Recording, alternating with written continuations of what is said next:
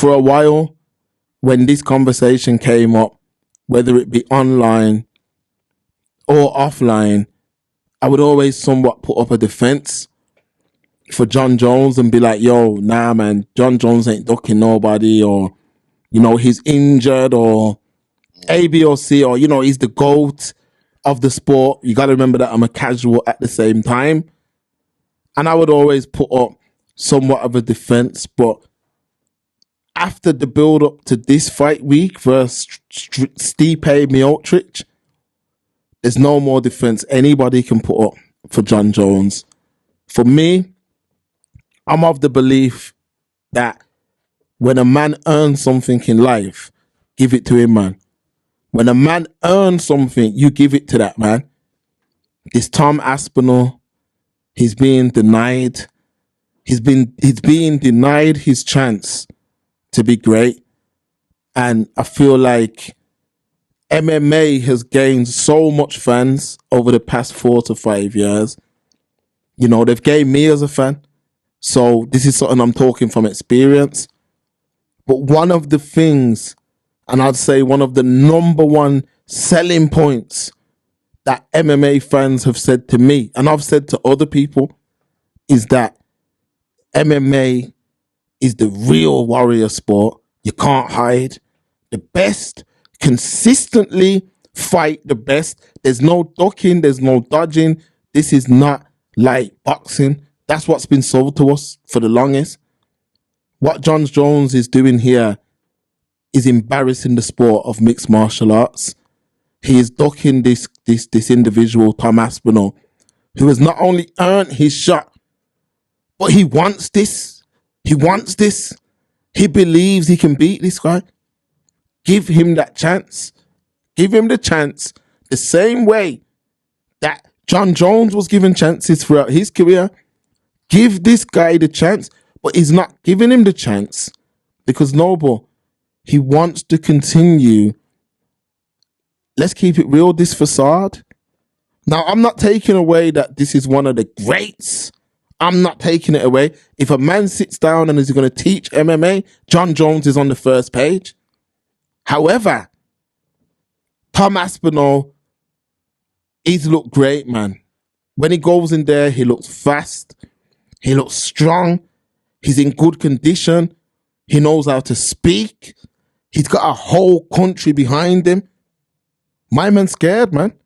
He's scared. He is scared. And what I mean he's scared of, I'm not saying that he's scared to fight, because naturally he's a fighter. But he's scared of losing the status of this GOAT.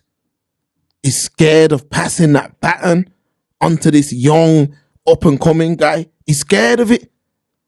And what he's doing is he's making all kind of ridiculous claims as to why my man don't deserve the fight. Now he's calling him an asshole. Oh, he's an asshole. I don't want to do business. I don't want to gamble my legacy. What are you talking about? You've got the belt. When you've got the belt, that means that you're the best. Yes. And you fight the best. Noble, please, because you're an MMA.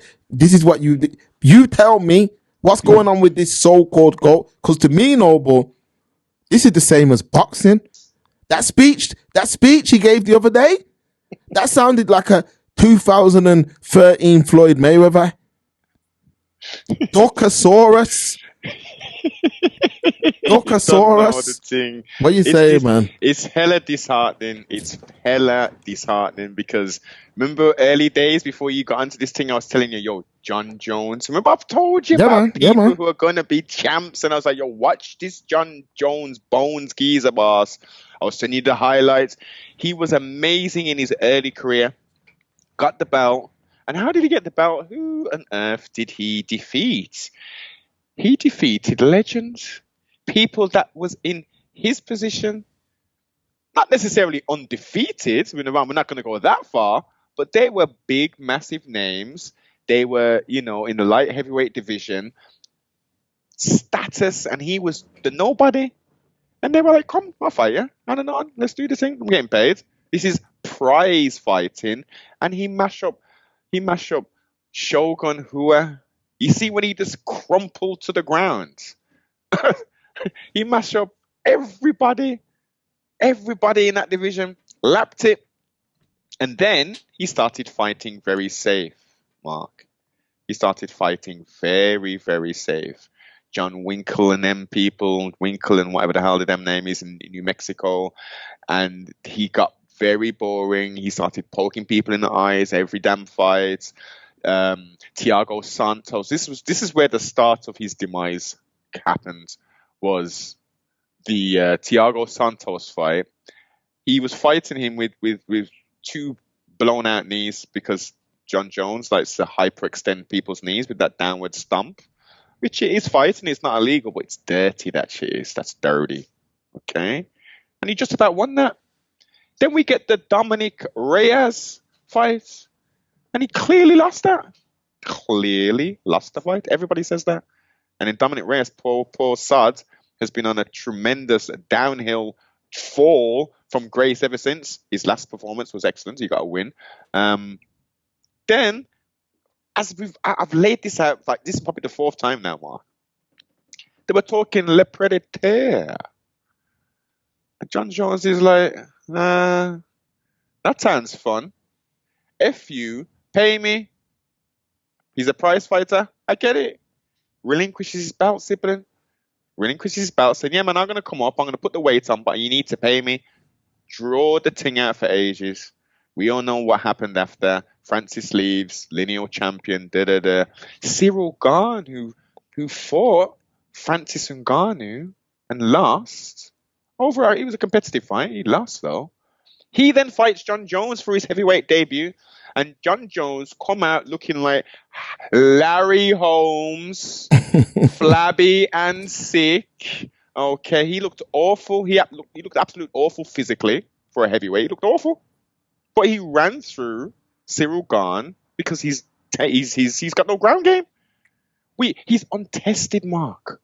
He's totally untested, is Mr. Jon Jones at heavyweight. He's got the size on now, and he looks a little bit better now. But he's untested. He's now going to face Stipe Miocic, who's old himself, hasn't fought in quite some time since he got knocked out by Francis Le Predateur. He's going to fight him now. So that's going to be the first test to see actually how does Jon Jones actually fight. How is his fighting style? Is he still going to be poking people in the eyes? I would imagine so. Let's take that off the table. What can he hang with a real heavyweight for a sustained period of time? Can he go the 5 rounds? Can he indeed defeat Stipe Miocic? He should with the tools he's got. He has a very high chance to, but you can't count out Stipe Miocic. Now, getting to Mr. Tom Aspinall, 15-3. Boss into this sport, born in 1993, the year I met my empress. I can't believe how young this that's crazy. is. That's crazy. Right. Come up, pugilism. He wanted to do the pugilism thing. He was like, yeah. But there's no money in it, boss. There was no money in it. So he come, boss on the scene, bammed it out, and he's been on a tear.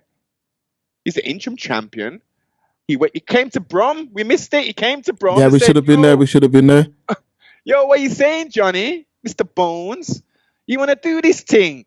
Oh, yeah, but we'll talk about that. I'm not going to do a face-off, though. No. We're not going to do no face-off picture like that because you're a youngster, man. I'm a big old man. I ain't really got too much left to quote-unquote prove. When we was having that conversation, me, you, and Anthony, and I was saying, man just needs to retire. Give away the belts. He's done his thing. There's nothing left for him to prove unless he's going to go in there and fight my youths. Give up the belt. Give it up. Give it up. Give it up, boss. There's nothing. It damages the integrity of mixed martial arts. You got to think, Noble. All these mixed martial arts fans for years have been talking. The best fight the best. You can't hide it. It's not like boxing. There's no politics. All I heard is excuse after excuse as to why he shouldn't face Aspinall. He's docking him. He's docking him. And it's disgraceful that he's docking him like this. And he's scared to even talk to British media. The man walked out of a TNT Sports interview. He walked in, heard the British accents and said, "Oh, it's going to be an Aspinall fest," and turned. I just think he needs to duck from the sport. Yeah. Dana White should turn around and say, "You're fighting Aspinall next. If not, give up the belt, drop the belt." To be honest, he should have been stripped anyway, because how come they stripped or he voluntarily gave it up Jamal Hill? Because of the injury. Because he's solid, man. He's solid. And Yuri gave up the belt as well. Exactly, but why has Jones been able to just hold? You're holding up the division, and clearly you don't want to fight. You don't want to fight this guy because you know that he can beat you. You know that this guy can beat you, and he's got the whole. Remember, he's got a powerhouse behind him. You know, the UK, they travel for their fighter. They travel. The UK have look. You know how much channels have just been. They've been peppering Jon Jones, True Geordie, yes, MMA Guru. Yes. All these men are English, so they're all saying, "Nah, we've got a heavyweight, and you're not trying to fight him." Now, what's going to happen is, this is what will happen. Jones should win tonight. He should, yeah. Should win, and then what will happen is he's going to vacate the belt. That's what he'll do. He'll vacate the belt, and then Aspinall will just be like a paper champ. That's what will happen. He's denied him. Remember what he said at the press conference? Because they did ask him. They said, "Dana, the winner of this of the fight with Stipe and Jones, are they going to face Tom Aspinall?" "Yes, indeed, they're going to face Tom Aspinall. They're going to face him. Yes. That's what he said. He'll say that. He'll say that.